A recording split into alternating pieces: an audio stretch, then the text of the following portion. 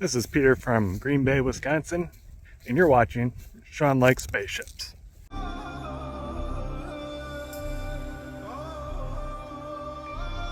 There's going to be dinosaurs. There's going to be laser guns. It's going to be prehistoric Earth. Hey, it's Sean. Today, you and I are going to discuss a movie that was released in 2023 called 65, starring Adam Driver and Ariana Greenblatt. Simply put, people hate this movie. Or to put it not so simply, people who don't like 65 hate it with a passion usually reserved for exes and teenagers whose parents were recently divorced. Why do the majority of nerds who would be the fan base for this movie despise it like Maul hates Palpatine? Modern Star Wars reference. Nailed it. And how did this movie get made? Not at a point and laugh at the car wreck sort of way, but more in the where the hell did this thing come from manner. Hey, that hurts. No wonder no one came to my birthday party. We'll find out that and more on this episode of Sean Likes Spaceships. And there's spoilers ahead.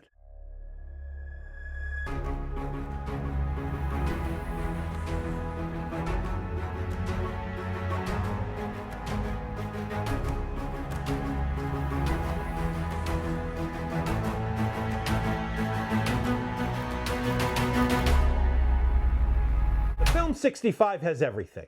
It's got Adam Driver, spaceships, and dinosaurs. It's got a cool directing team, cool tech, and great production design. It's got a decent budget, good but not great CGI, and a running time that's just over 90 minutes. So why don't I love it? I should love it. The inspiration behind 65 was Mills was going to crash land from one movie into a better movie. See? That's the kind of thing I'm talking about. The movie he just described sounds awesome. Given the context clues to this film, we nerds should be online arguing with each other about whether or not 65 is the obvious successor to Jurassic Park. And we're not. And there's a reason. If you do a quick search around Letterboxd, people say they don't like 65 because it's cliched, boring, and it feels like a knockoff of The Mandalorian or HBO's The Last of Us. And those criticisms are valid. It is all of those things. But for the first time in a long time, film nerds and sci-fi dorks can agree on something. You son of a bitch. They really don't like the film 65. Some people just outright hate it. Yes, the echo chamber mob mentality on social media has something to do with it. It's become the movie version of Nickelback. But I think the main reason why people don't like this movie is because it gave them hope. A new movie not based on IP. There's no source material. You don't have to watch 4 other movies just to understand what's going on. You didn't miss some cartoon or video game. And yes, I'm talking about this moment.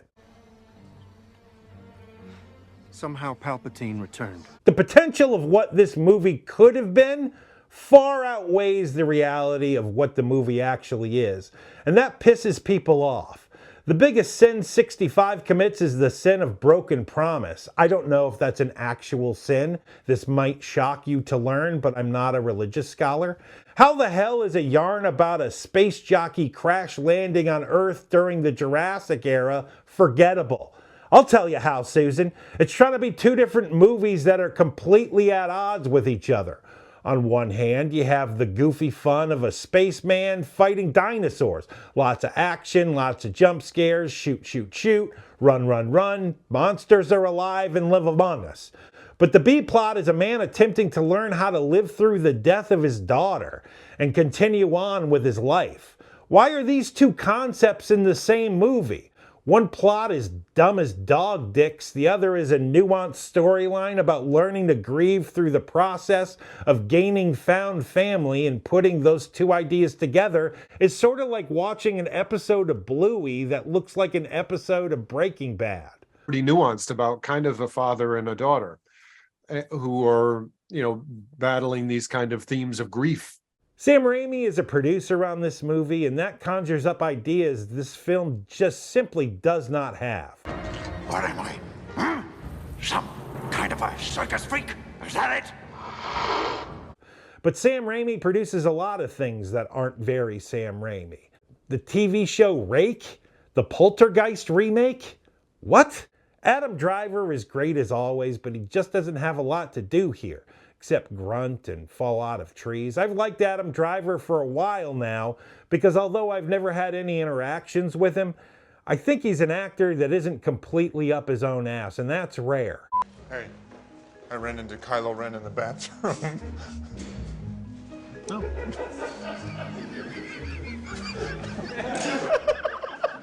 I also like that some women find Adam Driver attractive. Weird looking tall guys unite! There's an attempt to make the action realistic, but not the dinosaurs. Why? If you're going to take great care to make things real, why would you not care that Tyrannosaurus Rex would have died out 1,000,000 years before this movie takes place? Just do a Google search, idiot. But every effort is made to make the action seem like something Space Adam Driver would be capable of doing. You can do either thing. Be dumb as hell, have Adam Driver and the girl riding around on good dinosaurs' backs. Shit, make it like the Flintstones. Hey, Fred, let's go. Honk, honk, honk. It's a living. Make this movie more fun. It's as dour as a North Korean's escape story. The title is the worst. 65? I just had to check to make sure that's what it was actually called. What about Marooned with Monsters? Man versus Man-Eaters? Adam Driver crashes a space truck? Anything would be better than 65. And I know the directors wanted to put a more serious spin on the title, but my dudes, you made a movie about a guy in a spaceship getting into fist fights with dinosaurs. You're allowed to have fun.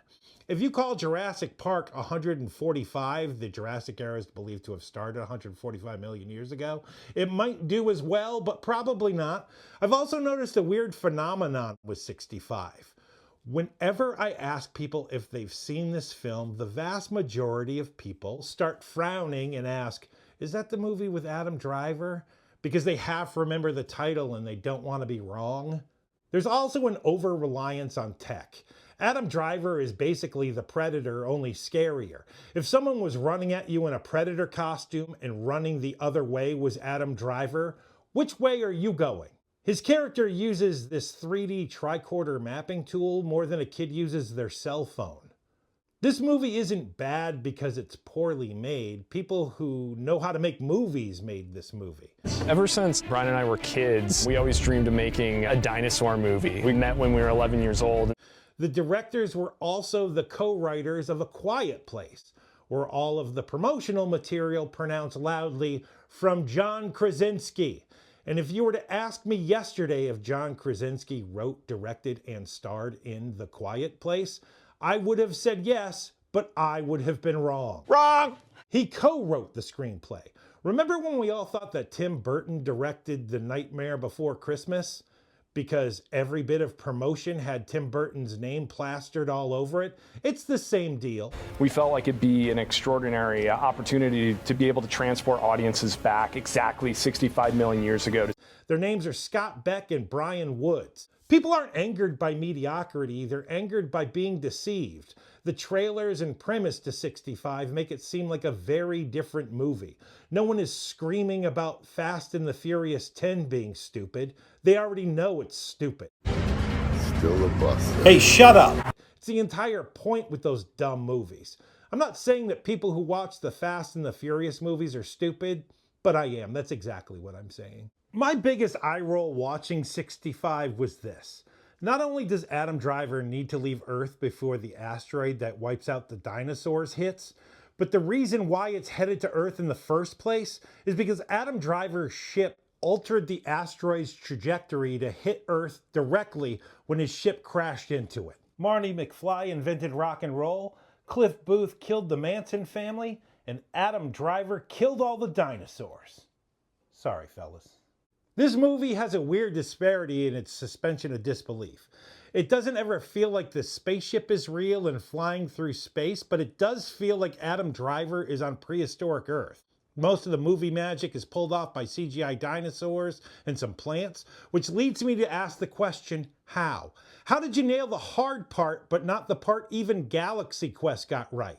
You know, Galaxy Quest, Made 25 years ago for a third of the budget and stars Tim Allen. A few months ago, Matt Damon was being interviewed and said Netflix asks filmmakers to reiterate plot points in their screenplays. It wouldn't be terrible if you reiterated the plot 3 or 4 times in the dialogue because people are on their phones while they're watching. I didn't watch 65 on Netflix. I watched it on whatever the hell they call the HBO streaming platform these days. But this is the first movie I've watched where I actually noticed it happening. I don't know why you have to keep repeating, man go up mountain, find new spaceship, escape hellish nightmare, but here we are. This movie is just over 90 minutes, but the pacing is so messed up it doesn't feel like it. A few years from now, someone is going to do a long form on how 65 is a misunderstood film and worthy of adulation. It's an overlooked masterpiece, blah, blah, blah. We were too stupid, blah, blah, blah. While I don't think it's the worst movie ever, it isn't good. We're not being stupid. We're the smart ones. Screw you, future us. Man, I hate those guys. 65 is the San Andreas of space movies. Remember San Andreas? Don't beat yourself up if you don't remember it.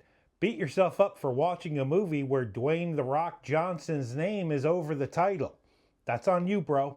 And if anyone can remember The Rock's character's name without looking it up, I will totally give you a fresh, handcrafted high five.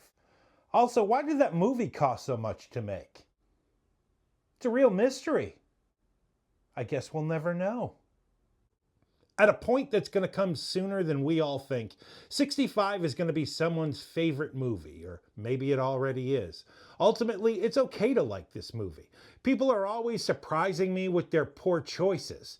On a totally unrelated note, lots of people get tattoos. Oh wow, you designed that shitty tattoo yourself. That's amazing. I've only heard that from every other person ever who has a shitty tattoo. But for the people who like 65, if you can give me any other reason besides, it's a dumb popcorn movie, I'm willing to listen. I don't have the hate for this movie that a lot of people online seem to have, but I also don't hate John Carter. Pop culture doesn't piss me off like it used to, which is one of the benefits of getting older. That and learning to be okay with yourself. Most days. Most of the time. Half the time. On the good days. Some people say they're annoyed at the character Koa's voice in this movie, but I think that's just guys who hate women chiming in. Her voice is fine. Also, I'd like to congratulate myself for getting to the end of the video and not making a 69 joke. I believe the experts call it growing up. It's like in the swamps out near New Orleans. Okay. That's what they, or at least I was told by somebody that it was the closest thing to prehistoric Earth, and then we went to Oregon. My name is Sean, and I like spaceships.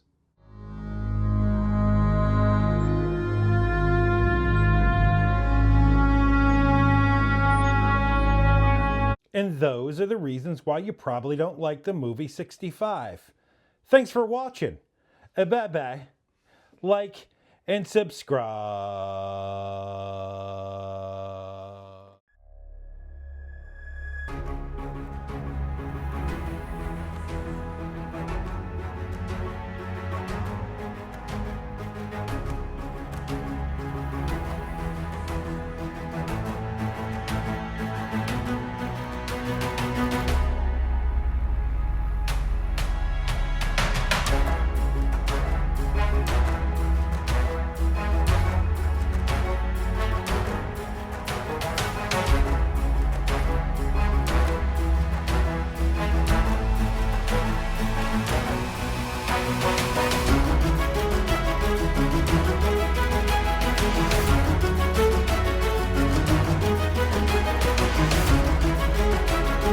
Hey, it's Sean. I'm here at the Sky's the Limit Treehouse Cabin in Cleveland, Georgia. I don't know if you can tell just how high up I am, but this shit's high.